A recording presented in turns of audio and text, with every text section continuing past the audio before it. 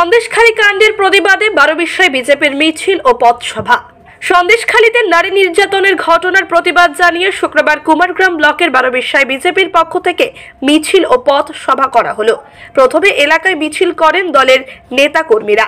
মিছিল শেষের 12 বিস্ময় চৌপথিতে পথসভা করা হয়। বিজেপির আলিপুরদুয়ার জেলা সাধারণ সম্পাদক তথা কুমারগ্রামের বিধায়ক মনোজ কুমার ওরাও, দলের জেলা সহসভাপতি বাবুলাল সাহা, জেলা সম্পাদক সুনীল মাহাতো, বিপ্লব দাস, দলের কুমারগ্রাম 3 নম্বর মণ্ডল সভাপতি বিজয় বড়ুয়া প্রমুখ নেতৃত্ব মিছিল ও পথসভাতে উপস্থিত ছিলেন। এদিন ঝাঁটা হাতে নিয়ে মিছিলে হাঁটেন মহিলারা।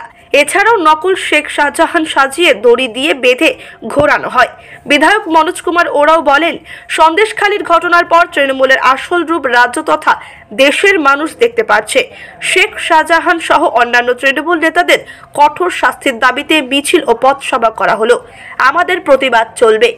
দীর্ঘদিন যাবৎ এই 12 বিস্ময় চৌপথিতে দাঁড়িয়ে বলতাম, পশ্চিমবঙ্গে ভারতবর্ষে ভারতীয় জনতা পার্টি যদি ক্ষমতায় আসে বন্ধ হবে। আমরা বলতাম, ভারতীয় জনতা পার্টি যদি ক্ষমতায় আসে ভারতবর্ষে রাম মন্দির প্রতিষ্ঠা হবে। সেই সময় অনেকেই আমাদেরকে পরিহাস করতে চায়, 12 বিস্ময় আরো লাইট বসাতে চায়। যখন ভারতীয় জনতা পার্টি ভারতের 1 নম্বর গ্রাম পঞ্চায়েত ছিল, 12 বিস্ময় ব্যবসায়ী সমিতি মাঠের তলায় সোলার লাইট দিয়েছে।